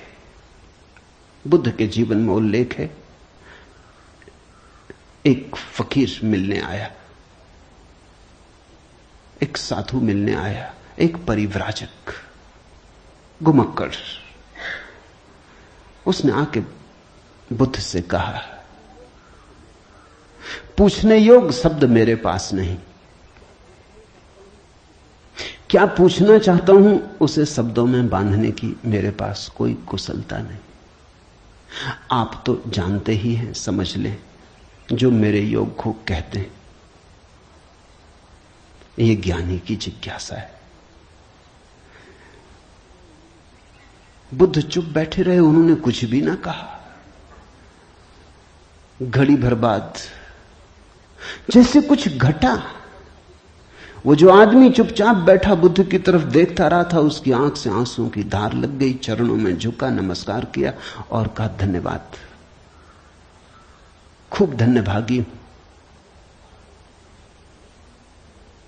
जो लेने आया था आपने दिया। वो उठ के चला भी गया, उसके चेहरे पे अपूर्व आभा थी, वो नाचता हुआ गया। बुद्ध के आसपास के शिष्य बड़े हैरान हुए। आनंद ने पूछा, बनते भगवान, पहेली हो गई। पहले तो याद नहीं, कहता है कि मुझे पता नहीं कैसे पूछूं, पता नहीं किन शब्दों में पूछूं, ये भी पता नहीं क्या पूछने आया हूं। फिर आप तो जानते ही हैं सब, देख लें, मुझे जो मेरे लिए जरूरी हो कह दें। पहले तो ये आदमी ही जरा पहेली था, ये कोई ढंग हुआ पूछने का। और जब तुम्हें यही पता नहीं कि क्या पूछना, तो पूछना ही क्यों? पूछना क्या? खूब रही। फिर यही बात खत्म ना हुई, आप चुप बैठे सो चुप बैठे रह गए। आपको ऐसा कभी मौन देखा नहीं? कोई पूछता तो आप उत्तर देते। कभी कभी तो ऐसा होता कोई नहीं भी पूछता तो भी आप उत्तर देते। आपकी करुणा सदा बहती रहती। क्या हुआ अचानक कि आप चुप रह गए और आंख बंद हो गई? और फिर क्या रहस्यमय घटा कि वो आदमी रूपांतरित होने लगा। हमने उसे बदलते देखा, हमने उसे किसी और ही रंग में डूबते देखा, उसमें मस्ती आते देखी। वो नाचता हुआ गया है, आंसुओं से भरा हुआ, गदगद आह्लादित, वो चरणों में झुका, उसकी सुगंध हमें भी छुई। ये हुआ क्या? आप कुछ बोले नहीं, उसने सुना कैसे? और हम तो इतने दिनों से, वर्षों से आपके पास हैं, हम पर आपकी कृपा कम है क्या? ये प्रसाद जो उसे दिया हमें क्यों नहीं मिलता? लेकिन ध्यान रहे, उतना ही मिलता है जितना तुम ले सकते हो। बुद्ध ने कहा, सुनो, घोड़े, आनंद से घोड़े की बात की क्योंकि आनंद छत्री था, बुद्ध का चचेरा भाई था और बचपन से ही घोड़े का बड़ा शौक था। उसे घुड़सवार था, प्रसिद्ध घुड़सवार था, प्रतियोगी था बड़ा। उसने कहा, सुन आनंद, बुद्ध ने कहा, घोड़े 4 प्रकार के होते। एक तो मारो भी तो भी टस से मस नहीं होते। रद्दी से रद्दी घोड़े, जितना मारो उतना ही हठयोगी हो जाते हैं, बिल्कुल हट बांध के खड़े हो जाते। तुम मारो तो वो जिद बना लेते हैं कि देखें कौन जीतता। फिर दूसरे तरह के घोड़े होते हैं, मारो तो चलते हैं, न मारो तो नहीं चलते, कम से कम पहले से बेहतर। फिर तीसरे तरह के घोड़े होते हैं, कोड़ा फटकारो, मारना काफी जरूरी नहीं, सिर्फ कोड़ा फटकारो, आवाज काफी। और भी कुलीन होते, दूसरे से भी बेहतर। फिर आनंद, तुझे जरूर पता होगा, ऐसे भी घोड़े होते हैं कि कोड़े की छाया देख के भागते हैं, फटकारना भी नहीं पड़ता। ये ऐसा ही घोड़ा था, छाया काफी। अष्टावक्र ने देखा होगा गौर से, जब तुम आके मुझसे कुछ पूछते हो तो तुम्हारे प्रश्न से ज्यादा महत्वपूर्ण सवाल तुम हो। कभी कभी तुम्हें भी ऐसा लगता होगा कि तुमने जो नहीं पूछा था वो मैंने उत्तर दिया है, और कभी कभी तुम्हें ऐसा भी लगता होगा कि शायद मैं टाल गया तुम्हारे प्रश्न को, बचाव कर गया, कुछ और उत्तर दे गया हूं। लेकिन सदा तुम्हारी भीतरी जरूरत ज्यादा महत्वपूर्ण। तुम क्या पूछते हो ये उतना महत्वपूर्ण नहीं, क्योंकि तुम्हें खुद ही ठीक पता नहीं तुम क्या पूछते हो, क्यों पूछते हो। उत्तर वही दिया जाता है जिसकी तुम्हें जरूरत है। तुम्हारे पूछने से कुछ तय नहीं होता। देखा होगा अष्टावक्र ने ज्ञानी तो नहीं है जनक, अज्ञानी है फिर क्या? अज्ञानी भी नहीं है, क्योंकि अज्ञानी तो अकड़ा से भरा होता है। अज्ञानी तो झुकना जानता ही नहीं। ये तो मुझ 12 साल की उम्र के लड़के के पैरों में झुक गया, साष्टांग दंडवत की। ये अज्ञानी के लिए असंभव है। अज्ञानी तो समझता है कि मैं जानता ही हूं, मुझे कौन समझाएगा।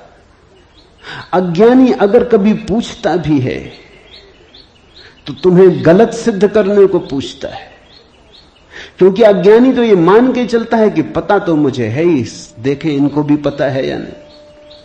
अज्ञानी परीक्षा के लिए पूछता है। नहीं, इसकी आंखें जनक की तो बड़ी निर्मल है। मुझ 12 साल के अनजान अपरिचित लड़के को सम्राट होते हुए भी इसने कहा, एतत् मम ब्रूहि प्रभु, हे प्रभु मुझे समझा के कहें। नहीं, ये विनयशील है, अज्ञानी तो नहीं। मूढ़ है क्या फिर? मूढ़ तो पूछते ही नहीं। मूढ़ों को तो पता ही नहीं कि जीवन में कोई समस्या है। मूढ़ और बुद्ध पुरुषों में एक समानता है। बुद्ध पुरुषों के लिए कोई समस्या नहीं रही, मूढ़ों के लिए अभी समस्या उठी ही नहीं। बुद्ध पुरुष समस्या के पार हो गए, मूढ़ अभी समस्या के बाहर है।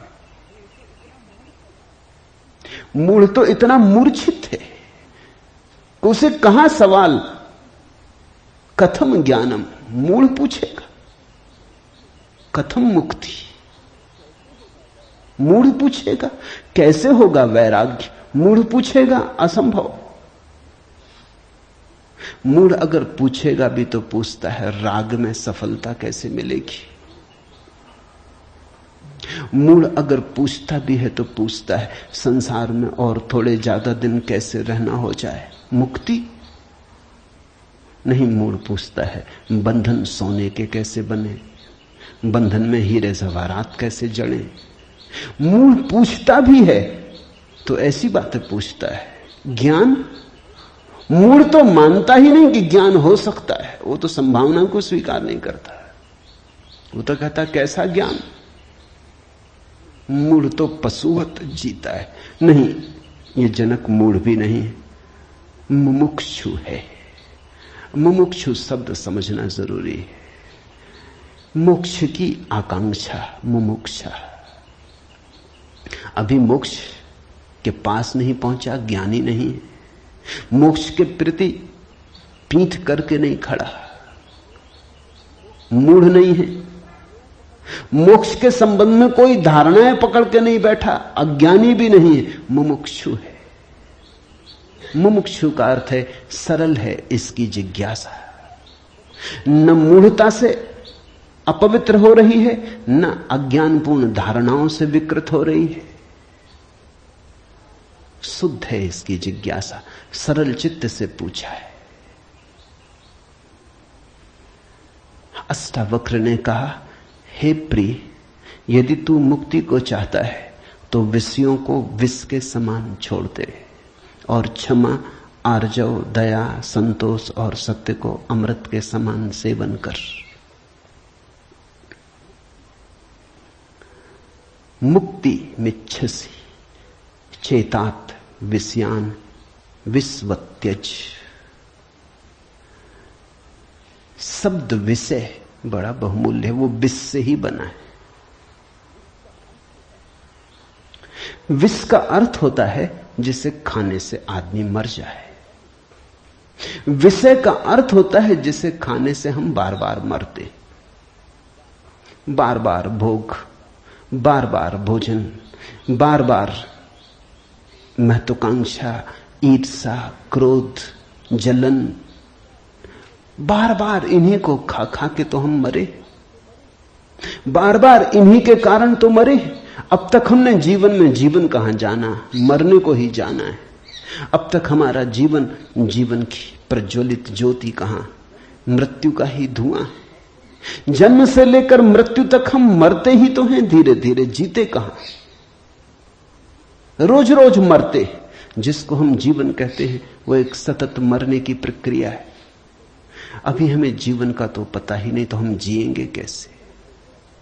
ये शरीर तो रोज क्षीण होता चला जाता है, ये बल तो रोज खोता चला जाता है, ये भोग और विषय तो रोज हमें चूसते चले जाते, जरा जीर्ण करते चले जाते। ये विषय और कामनाएं तो छेदों की तरह, इनसे हमारी ऊर्जा और आत्मा रोज बहती चली जाती, आखिर में घड़ा खाली हो जाता, उसको हम मृत्यु कहते। तुमने कभी देखा, अगर छिद्र वाले घड़े को कुएं में डालो तो जब तक घड़ा पानी में डूबा होता है भरा मालूम पड़ता है। उठाओ पानी के ऊपर, खींचो रस्सी, बस खाली होना शुरू हुआ। जोर का शोरगुल होता है, उसी को तुम जीवन कहते हो। जलधारें गिरने लगती, उसी को तुम जीवन कहते हो। और घड़ा जैसे जैसे पास आता है, हाथ के खाली होता चला जाता। जब हाथ में आता है तो खाली घड़ा, जल की एक बूंद भी नहीं। ऐसा ही हमारा जीवन है। बच्चा पैदा नहीं हुआ, भरा मालूम होता है। पैदा हुआ कि खाली होना शुरू हुआ। जन्म का पहला दिन मृत्यु का पहला दिन है, खाली होने लगा। एक दिन मरा, 2 दिन मरा, 3 दिन मरा। जिनको तुम जन्मदिन कहते हो, अच्छा हो मृत्यु दिन कहो तो ज्यादा सत्यतर होगा। 1 साल मर जाते हो, उसको कहते हो चलो एक जन्मदिन आ गया। 50 साल मर गए, कहते हो 50 साल जी लिए, स्वर्ण जयंती मनाए। 50 साल मरे, मौत करीब आ रही, जीवन दूर जा रहा है, घड़ा खाली हो रहा है। जो दूर जा रहा है उसके आधार पर तुम जीवन को सोचते हो, या जो पास आ रहा है उसके आधार पर? यह कैसा उल्टा गणित। हम रोज मर रहे हैं, मौत करीब सरकती आती। अष्टावक्र कहते हैं विषय हैं विषवत, क्योंकि उन्हें खा खा के हम सिर्फ मरते, उनसे कभी जीवन तो मिलता नहीं। यदि तू मुक्ति चाहता है हे तात, हे प्रिय, तो विषयों को विष के समान छोड़ दे और क्षमा, आर्जव, दया, संतोष और सत्य को अमृत के समान सेवन कर। अमृत का अर्थ होता है जिससे जीवन मिले, जिससे अमृतत्व मिले, जिससे उसका पता चले जो फिर कभी नहीं मरेगा।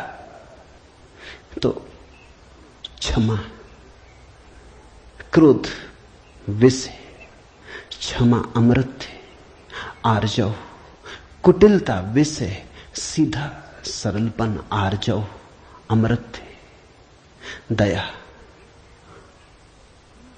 कठोरता, क्रूरता विष है, दया, करुणा अमृत है, संतोष, असंतोष का कीड़ा खाए चला जाता।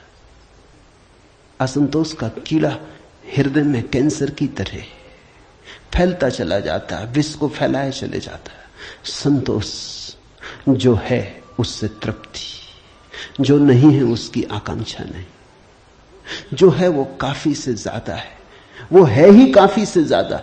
आंख खोलो जरा देखो, संतोष कोई थोपना नहीं है ऊपर जीवन को। जरा गौर से देखो, तुम्हें जो मिला है वो तुम्हारी जरूरत से सदा ज्यादा है। तुम्हें जो चाहिए वो मिलता ही रहा है। तुमने जो चाहा है वो सदा मिल गया है। तुमने दुख चाहा है तो दुख मिल गया है, तुमने सुख चाहा है तो सुख मिल गया है। तुमने गलत चाहा तो गलत मिल गया है। तुम्हारी चाह ने तुम्हारे जीवन को रचा है।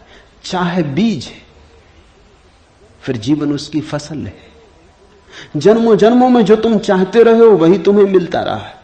कई बार तुम सोचते हो हम कुछ और चाह रहे हैं, जब मिलता है तो कुछ और मिलता है। तो तुम्हारे चाहने में भूल नहीं हुई है, सिर्फ तुमने चाहने के लिए गलत शब्द चुन लिया था। जैसे तुम चाहते हो सफलता, मिलती है विफलता, तुम कहते हो विफलता मिल रही, चाही तो सफलता थी। लेकिन जिसने सफलता चाही उसने विफलता को स्वीकार कर ही लिया। वो विफलता से भीतर डर ही गया है। विफलता के कारण ही तो सफलता चाह रहा है। और जब जब सफलता चाहेगा तब तक विफलता का ख्याल आएगा। विफलता का ख्याल भी मजबूत होता चला जाएगा। सफलता तो कभी मिलेगी, लेकिन रास्ते पर यात्रा तो विफलता में ही बीतेगी। विफलता का भाव संघरीभूत होगा। वो इतना संघरीभूत हो जाएगा कि वही एक दिन प्रकट हो जाएगा। तब तुम कहते हो कि हमने तो सफलता चाही थी, लेकिन सफलता के चाहने में तुमने विफलता को चाह लिया। लाओजू ने कहा है सफलता चाहिए विफलता मिलेगी। अगर सचमुच सफलता चाहिए हो, सफलता चाहना ही मत, फिर तुम्हें कोई विफल नहीं कर सकता। तुम कहते हो हमने सम्मान चाहा था, अपमान मिल रहा है। सम्मान चाहता ही वही व्यक्ति है जिसका अपने प्रति कोई सम्मान नहीं। वही तो दूसरों से सम्मान चाहता है। अपने प्रति जिसका अपमान है वही तो दूसरों से अपने अपमान को भर लेना चाहता है, ढांक लेना चाहता है। सम्मान की आकांक्षा इस बात की खबर है कि तुम अपने भीतर अपमानित अनुभव कर रहे हो। तुम्हें अनुभव हो रहा है कि मैं कुछ भी नहीं हूं, दूसरे मुझे कुछ बना दे, सिंहासन पे बिठा दे, फताकाएं फहरा दे, झंडे उठा ले मेरे नाम के, दूसरे कुछ कर दे। तुम भिखमंगे हो। तुमने अपना अपमान तो खुद कर लिया जब तुमने सम्मान चाहा, और यह अपमान गहन होता जाएगा।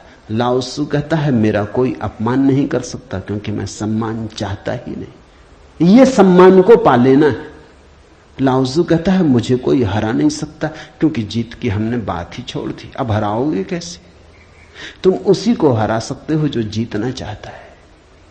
अब ये जरा उलझा हुआ हिसाब है। इस दुनिया में सम्मान उन्हें मिलता है जिन्होंने सम्मान नहीं चाहा। सफलता उन्हें मिलती है जिन्होंने सफलता नहीं चाही। क्योंकि जिन्होंने सफलता नहीं चाही उन्होंने तो स्वीकार ही कर लिया कि सफल तो हम हैं ही, अब और चाहना क्या है।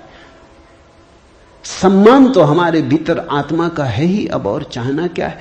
परमात्मा ने सम्मान दे दिया तुम्हें पैदा करके, अब और किसका सम्मान चाहते हो। परमात्मा ने तुम्हें काफी गौरव दे दिया, जीवन दिया, यह सौभाग्य दिया कि आंख खोलो देखो हरे वृक्षों को, फूलों को, पक्षियों को, कान दिए सुनो संगीत को, जलप्रपात के मरमर को, बोध दिया कि बुद्ध हो सको। अब और क्या चाहते हो। सम्मानित तो तुम हो गए, परमात्मा ने तुम्हें प्रमाण पत्र दिया। तुम भिखारी की तरह किन से प्रमाण पत्र मांग रहे हो? उनसे जो तुमसे प्रमाण पत्र मांग रहे। ये बड़ा मजेदार मामला है। दो भिखारी एक दूसरे के सामने खड़े भीख मांग रहे। ये भीख मिलेगी कैसे? दोनों भिखारी हैं। तुम किससे सम्मान मांग रहे हो? किसके सामने खड़े हो? ये अपमान कर रहे हो तुम अपना, और यही अपमान गहन होता जाएगा। संतोष का अर्थ होता है देखो जो तुम्हारे पास है, देखो जरा आंख खोल के जो तुम्हें मिला ही है। ये अष्टावक्र की बड़ी बहुमूल्य कुंजी है, ये धीरे धीरे तुम्हें साफ होगी। अष्टावक्र की दृष्टि बड़ी क्रांतिकारी है, बड़ी अनूठी, जड़ मूल से क्रांति की है। संतोष और सत्य को अमृत के समान सेवन कर, क्योंकि असत्य के साथ जो जिएगा वो असत्य होता चला जाएगा। जो असत्य को बोलेगा, असत्य को जिएगा, स्वभावतः असत्य से घिरता चला जाएगा। उसके जीवन से संबंध विच्छिन्न हो जाएंगे, जड़ें टूट जाएंगी। परमात्मा में जड़ें चाहते हो तो सत्य के द्वारा ही वे जड़ें हो सकती हैं। प्रामाणिकता और सत्य के द्वारा ही तुम परमात्मा से जुड़ सकते हो।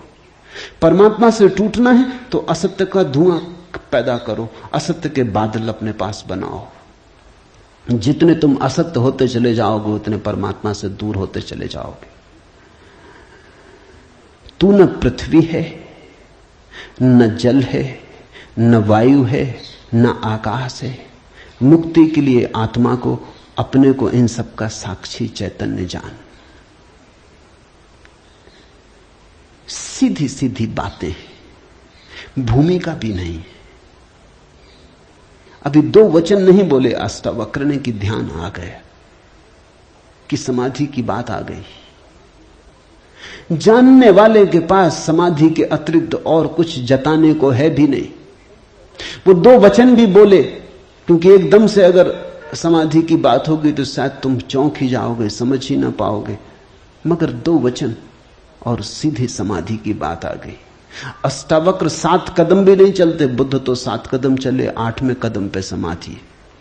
अष्टावक्र तो पहला कदम ही समाधि का उठाते। तू न पृथ्वी है, न जल, न वायु, न आकाश। ऐसी प्रतीति में अपने को थिर कर। मुक्ति के लिए आत्मा को, अपने को, इन सब का साक्षी चैतन्य जान। साक्षी सूत्र है, इससे महत्वपूर्ण सूत्र और कोई भी नहीं। देखने वाले बनो, जो हो रहा है उसे होने दो, उसमें बाधा डालने की जरूरत नहीं। ये देह तो जल है, मिट्टी है, अग्नि है, आकाश है। तुम इसके भीतर तो वो दिए हो जिसमें ये सब जल, अग्नि, मिट्टी, आकाश, वायु प्रकाशित हो रही। तुम दृष्टा हो। इस बात को गहन करो। साक्षिणाम चिद्रूपम आत्मानम विद्धि। ये इस जगत में सर्वाधिक बहुमूल्य सूत्र है। साक्षी बनो। इसी से होगा ज्ञान, इसी से होगा वैराग्य, इसी से होगी मुक्ति। प्रश्न 3 थे, उत्तर 1 है। यदि तू देह को अपने से अलग कर और चैतन्य में विश्राम कर स्थित है, तो तू अभी ही सुखी, शांत और बंध मुक्त हो जाएगा। इसलिए मैं कहता हूं, यह जड़ मूल से क्रांति है। पतंजलि इतनी हिम्मत से नहीं कहते कि अभी ही। पतंजलि कहते हैं करो अभ्यास, यम नियम साधो, प्राणायाम, प्रत्याहार, आसन शुद्ध करो। जन्म जन्म लगेंगे तब सिद्धि है। महावीर कहते हैं 5 महाव्रत, और तब जन्म जन्म लगेंगे, तब होगी निर्जरा, तब कटेगा जाल कर्मों का। सुनो अष्टावक्र को। यदि देहम पृथकृत्य चित्ति विश्राम्य तिष्ठसि अधुनैव सुखी शांतो बंध मुक्तो भविष्यसि।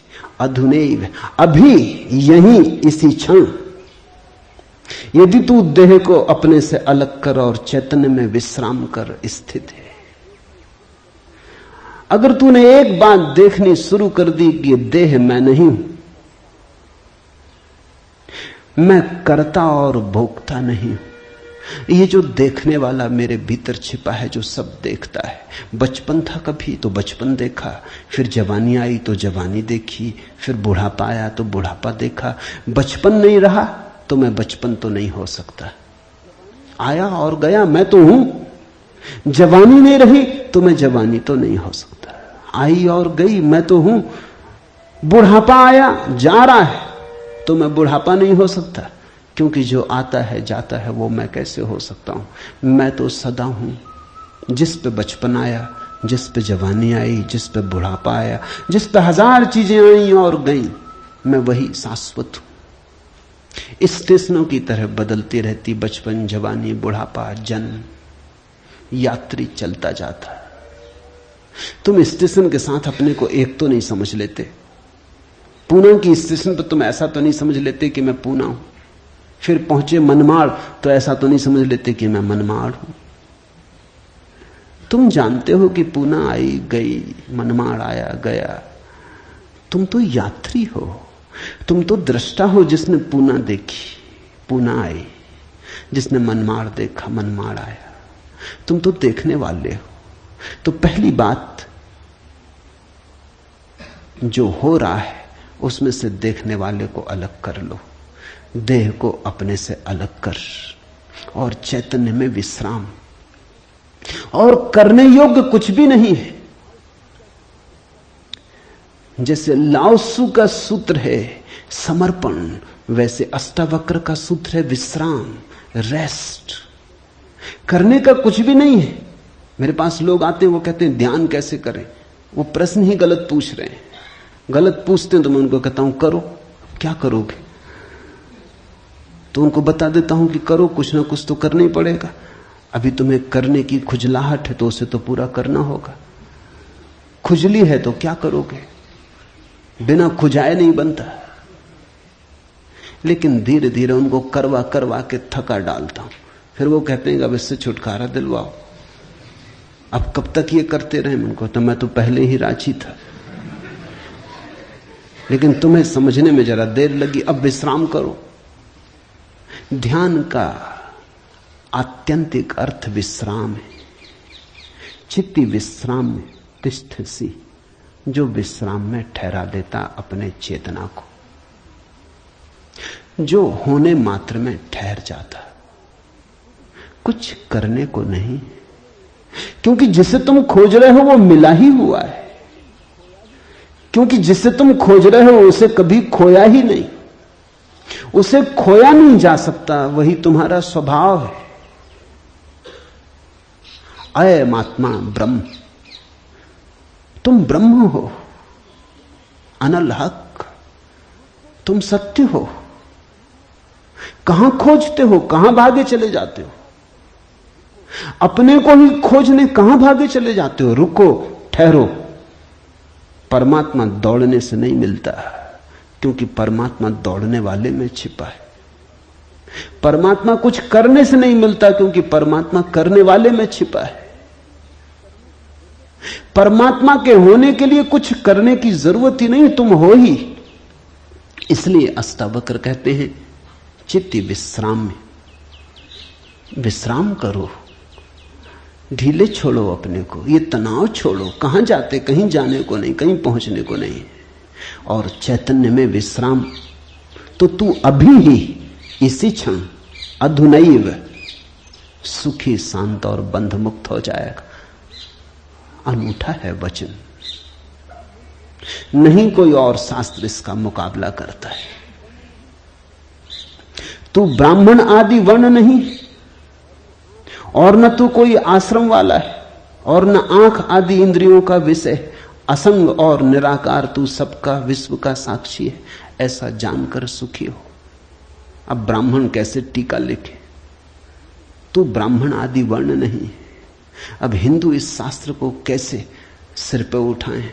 क्योंकि उनका तो सारा धर्म वर्ण और आश्रम पे खड़ा है। और ये तो पहले से ही अष्टावक्र जड़ काटने लगे।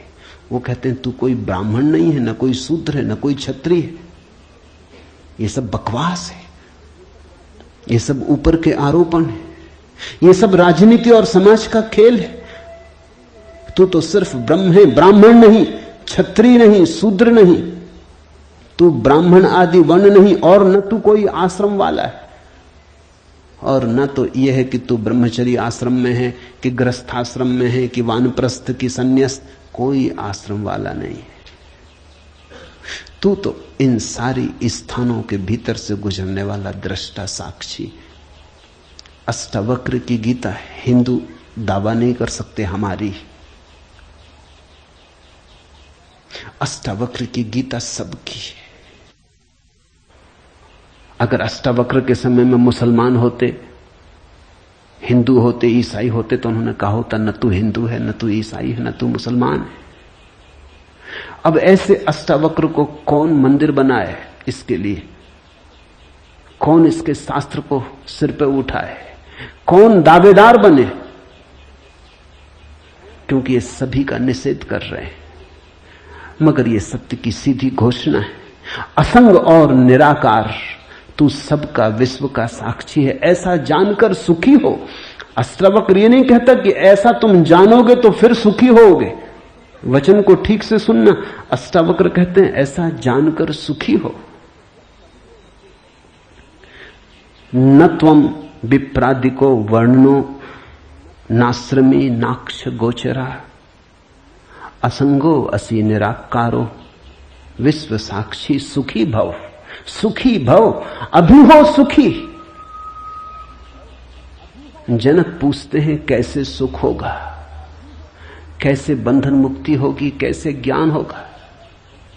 अष्टावक्र कहता है अभी हो सकता, क्षण मात्र की भी देर करने की कोई जरूरत नहीं है। इसे कल पर छोड़ने का कोई कारण नहीं, स्थगित करने की कोई जरूरत नहीं। ये घटना भविष्य में नहीं घटती, या तो घटती है अभी या कभी नहीं घटती।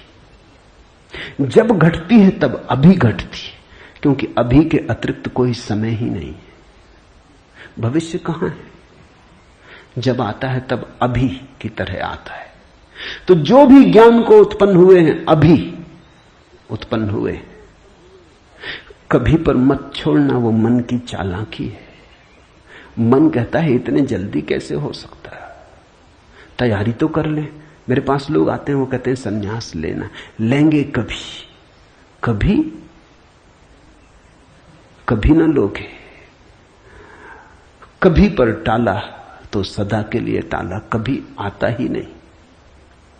लेना हो तो अभी, अभी के अतिरिक्त कोई समय ही नहीं है। अभी है जीवन, अभी है मुक्ति, अभी है अज्ञान, अभी है ज्ञान, अभी है निद्रा, अभी हो सकता जागरण। कभी क्यों? कठिन होता मन को, क्योंकि मन कहता है तैयारी तो करने दो। मन कहता है कोई भी काम तैयारी के बिना कैसे घटता। आदमी को विश्वविद्यालय से प्रमाण पत्र लेना है तो वर्षों लगते, डॉक्टरेट करनी है तो 20-25 साल लग जाते।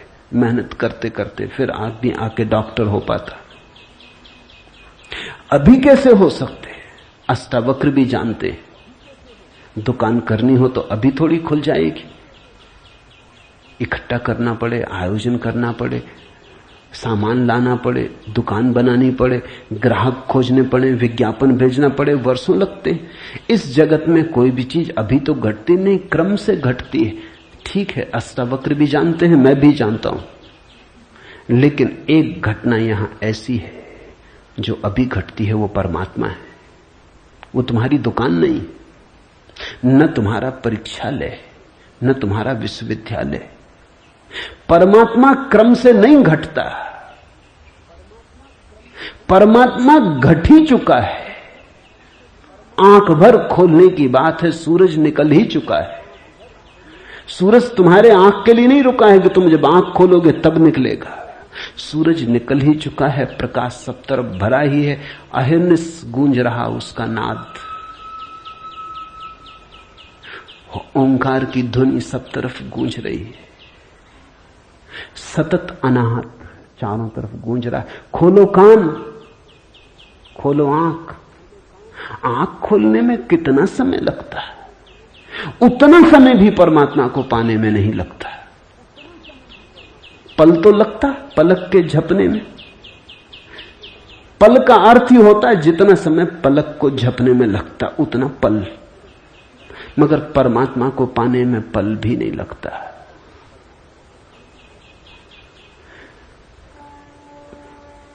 विश्व साक्षी असंगो वसी निराकारो सुखी भव। अभी हो सुखी। उधार नहीं है अष्टावक्र का धर्म, नगद, कैश।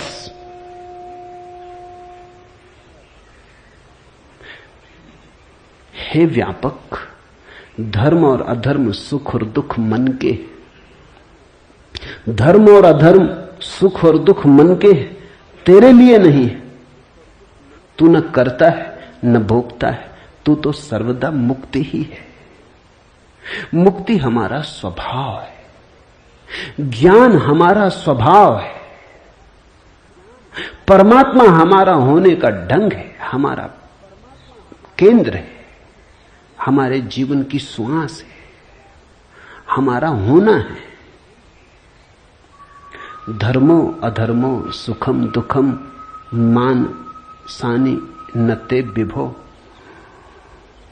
अष्टावक्र कहते हैं, हे व्यापक, हे विभावान, हे विभूति संपन्न, धर्म और अधर्म, सुख और दुख मन के, ये सब मन की ही तरंगे। बुरा किया, अच्छा किया, पाप किया, पुण्य किया, मंदिर बनाया, दान दिया, सब मन के। न कर्तासी न भोक्तासी, मुक्त एवासी सर्वदा। तू तो सदा मुक्त है, तू तो सर्वदा मुक्त है। मुक्ति कोई घटना नहीं है जो हमें घटानी, मुक्ति घट चुकी है हमारे होने में। मुक्ति से बना है ये अस्तित्व, इसका रोआ रोआ रंच रंच मुक्ति से निर्मित है। मुक्ति है धातु जिससे बना है सारा अस्तित्व। स्वतंत्रता स्वभाव है, ये उद्घोषणा। बस समझी कि क्रांति घट जाती है, समझने के अतिरिक्त तो कुछ करना नहीं। ये बात ख्याल में उतर जाए, तुम सुन लो इसे मन भर के बस। तो आज इतना ही कहना चाहूंगा। अष्टावक्र को समझने की चेष्टा भर करना। अष्टावक्र में करने का कोई इंतजाम नहीं है, इसलिए तुम ये मत सोचना कि अब कोई तरकीब निकलेगी जो हम करेंगे। अष्टावक्र कुछ करने को कहते ही नहीं, तुम विश्राम से सुन लो, करने को कुछ होने वाला ही नहीं है। इसलिए तुम कॉपी वगैरह नोटबुक लेके मत आना कि लिख लेंगे, कुछ आएगा सूत्र तो नोट कर लेंगे, करके देख लेंगे। करने का यहां कुछ काम ही नहीं है। इसलिए तुम भविष्य की फिक्र छोड़ के सुनना, तुम सिर्फ सुन लेना, तुम सिर्फ मेरे पास बैठ के शांत भाव से सुन लेना, विश्राम में सुन लेना। सुनते सुनते तुम मुक्त हो जा सकते हो। इसलिए महावीर ने कहा है कि श्रावक मुक्त हो सकता है सिर्फ सुनते सुनते। श्रावक का अर्थ होता है जो सुनते सुनते मुक्त हो जाए। साधु का तो अर्थ ही इतना है कि जो सुन सुन के मुक्त ना हो सका, थोड़ा कमजोर बुद्धि का है, कुछ करना पड़ा। सिर्फ कोड़े की छाया काफी न थी, घोड़ा जरा कुजात है, कोड़ा फटकारा तब थोड़ा चला, या मारा तो थोड़ा चला। छाया काफी है, तुम सुन लेना, कोड़े की छाया दिखाई पड़ जाएगी। तो अष्टावक्र के साथ एक बात स्मरण रखना, कुछ करने को नहीं है, इसलिए तुम आनंद भाव से सुन सकते हो। इसमें से कुछ निकालना नहीं है कि फिर करके देखेंगे। जो घटेगा वो सुनने में घटेगा। सम्यक श्रवण सूत्र है। अधुनैव सुखी शांतो बंध मुक्तो भविष्यसि। अभी हो जा मुक्त, इसी क्षण हो जा मुक्त। कोई रोक नहीं रहा, कोई बाधा नहीं, हिलने की भी जरूरत नहीं है। जहां है वहीं हो जा मुक्त, क्योंकि मुक्त तू है ही। जाग और हो जा मुक्त। असंगो असि निराकारो विश्व साक्षी सुखी भव। हो जा सुखी। एक पल की भी देर करने की कोई जरूरत नहीं। छलांग है, क्वांटम छलांग। सीढ़ियां नहीं है अष्टावक्र में, क्रमिक विकास नहीं है, सडन इसी क्षण हो सकता है। हरिओम तत्सत। आज इतना ही।